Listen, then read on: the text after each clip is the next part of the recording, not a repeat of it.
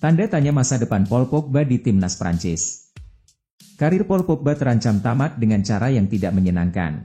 Tes doping kedua padanya menunjukkan hasil yang positif. Hasil tes tersebut membuatnya sangat rentan terkena sanksi larangan bermain. Durasinya minimal 2 tahun hingga paling lama 4 tahun. Dengan ancaman sanksi selama itu, Juventus dikabarkan siap memutus kontrak gelandang berusia 30 tahun tersebut kapanpun. Kabar buruk bagi Pogba yang sebenarnya belum berencana pensiun dalam waktu dekat. Tidak hanya karirnya di level klub, karirnya di tim nasional pun terancam selesai. Walaupun pelatih timnas Prancis, Didier Deschamps belum memberikan kepastian. Deschamps menanggapi soal hasil tes kedua Pogba yang terbukti mengonsumsi doping. Soal masa depan Pogba di timnas, sang pelatih belum bisa memberikan jawaban.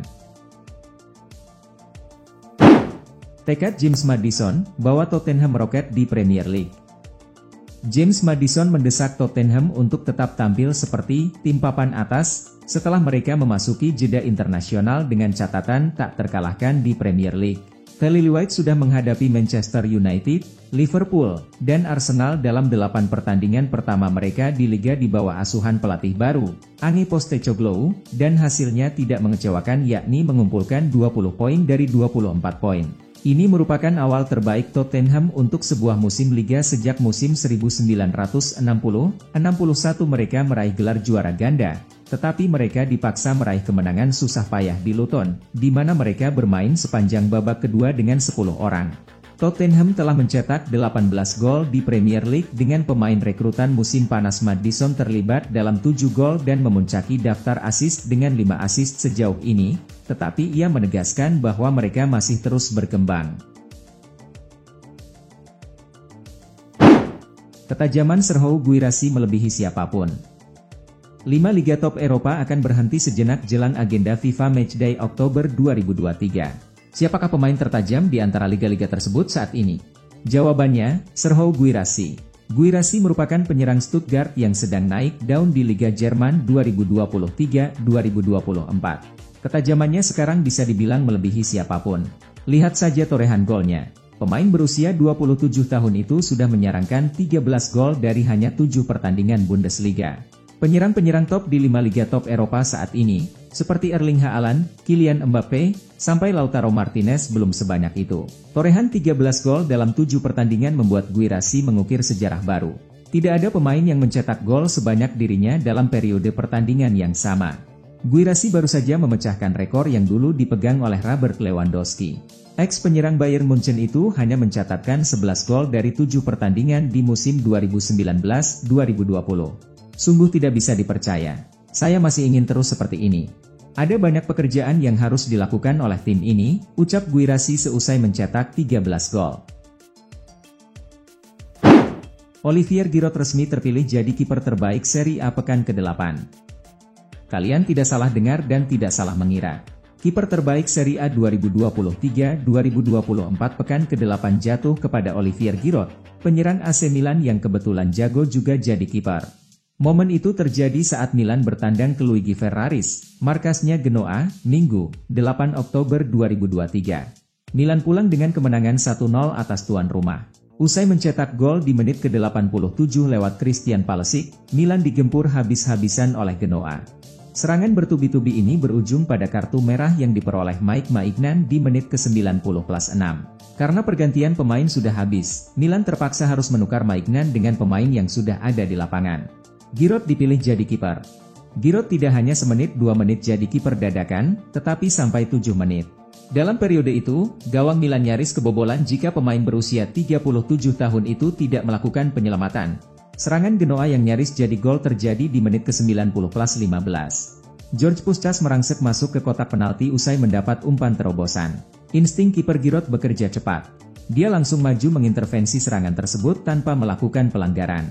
Rekan-rekannya bersorak kegirangan atas aksi tersebut. Satu penyelamatan heroik Giroud itu memastikan Milan pulang dengan 3 poin. Puja-puji berdatangan mengapresiasi aksi Giroud. Sebagai bentuk apresiasi, Serie A memasukkan nama Giroud ke tim terbaik di pekan ke-8. Giroud tidak berada di posisi penyerang, melainkan di posisi kiper dengan ponten 6,5. Semenjak aksinya tersebut, Milan bahkan menempatkan nama Giroud di dalam daftar skuad di situs resmi sebagai penjaga gawang dengan jersey hijau yang dikenakannya. Timnas Prancis bahkan dengan bangga memanggil Giroud untuk FIFA Matchday Oktober 2023, tidak hanya sebagai penyerang, tetapi juga kiper. Sistem baru Piala Dunia bakal untungkan Timnas Indonesia dan tim Asia Tenggara, kok bisa? Bek Timnas Indonesia, Jordi Amat mengomentari perubahan sistem di Piala Dunia, yang akan dimulai di Piala Dunia 2026. Ia menilai perubahan sistem ini akan membantu negara-negara Asia Tenggara untuk lolos ke Piala Dunia. Di beberapa edisi Piala Dunia terakhir, FIFA menetapkan batas peserta Piala Dunia. Hanya ada 32 negara dari 6 konfederasi yang bisa bertanding di turnamen 4 tahunan tersebut. Namun sejak tahun 2026 nanti, jumlah tim yang akan lolos berubah. FIFA mengalokasikan 48 slot untuk kontestan Piala Dunia 2026 nanti. Konfederasi Sepak Bola Asia, AFC mendapatkan kenaikan slot. Jika di Piala Dunia 2022 ada 6 tim yang mewakili AFC, maka di Piala Dunia 2026 nanti ada 6 tim yang akan mewakili AFC. Di wawancara FIFA baru-baru ini, Amat mengaku antusias dengan penambahan jumlah peserta Piala Dunia ini. Ia menilai tambahan slot peserta ini membuat negara-negara di Asia Tenggara khususnya Indonesia berpotensi lebih besar tampil di panggung Piala Dunia. Lebih lanjut, Jordi Amat juga menilai bahwa negara-negara Eropa dan Amerika Latin harus waspada dengan perkembangan sepak bola Asia. Ia percaya bahwa tidak lama lagi, tim-tim dari Asia bakal jadi kekuatan yang mengerikan di Piala Dunia.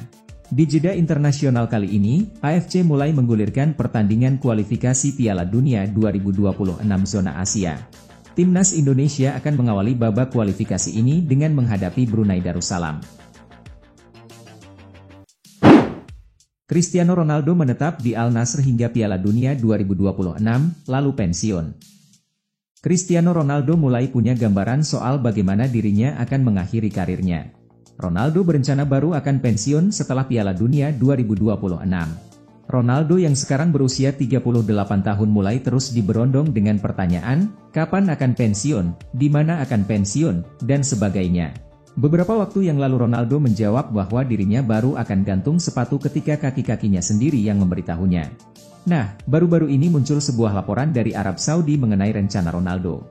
Dirinya masih akan terus bermain setidaknya hingga usia 41 tahun. Ronaldo mengincar Piala Dunia 2026 sebagai partisipasi terakhirnya. Ajang tersebut pula akan jadi kesempatan terakhir Ronaldo juara dunia bersama Portugal. Sang jurnalis lalu menjelaskan, begitu Piala Dunia 2026 berakhir, Ronaldo dengan serius menyetop perjalanannya di sepak bola. Merana di Tottenham, Sporting coba selamatkan karir Eric Dier.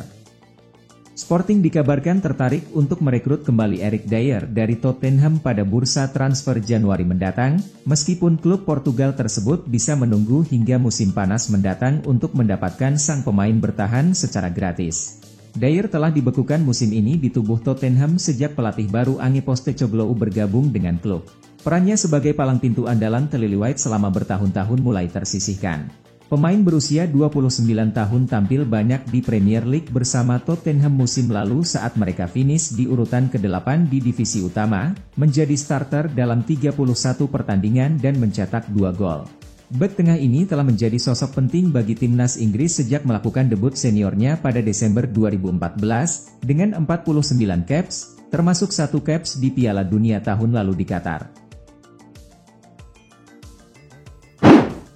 Tottenham istimewa, belum terkalahkan, masih sempurna di kandang. Hingga pekan ke-8, hanya ada 2 tim yang belum terkalahkan di Premier League 2023-2024. 2 tim dengan pencapaian istimewa itu sama-sama berasal dari London Utara. Mereka adalah Arsenal dan Tottenham. Terakhir, Sabtu, 7 Oktober 2023, Tottenham menang tipis di kandang Luton. Tim asuhan Ange Postecoglou itu menang 1-0 berkat gol tunggal Mickey van de Ven dari assist James Maddison pada menit 52. Arsenal dan Tottenham masing-masing telah menang 6 kali dan imbang 2 kali. Namun, Tottenham memiliki produktivitas gol lebih baik dibandingkan sang rival sekota. Arsenal punya 16 gol, sedangkan Tottenham 18. 2 hasil imbang Arsenal semuanya didapatkan di kandang. Sebaliknya, Son Heung-min dan kawan-kawan masih sempurna, alias selalu menang, di kandang mereka. Saliba dikonfirmasi menderita cedera. Selepas kemenangan krusial 1-0 melawan Manchester City di Liga Inggris 2023-24, William Saliba yang merupakan bek tengah andalan milik Arsenal harus menyelesaikan pertandingan dengan kondisi cedera. Seperti diketahui, Saliba pada laga tersebut bermain selama 90 menit dan tunjukkan performa impresif. Nahasnya itu harus dibayar mahal, karena bek berusia 22 tahun itu menderita masalah pada jari kaki. Meski belum tahu seberapa parah cedera yang dialami Saliba, Daily Mail Football mengabarkan apabila dirinya tetap harus rela dicoret dari skuad timnas Prancis di jeda internasional bulan Oktober 2023 lantaran akan fokus dalam menjalani proses pemulihannya. Andai kondisi butuh waktu lama untuk proses pemulihan, maka menambahkan daftar cedera di bagian pertahanan usai Jurrien Timber sudah terlebih dahulu masuk ke ruang perawatan.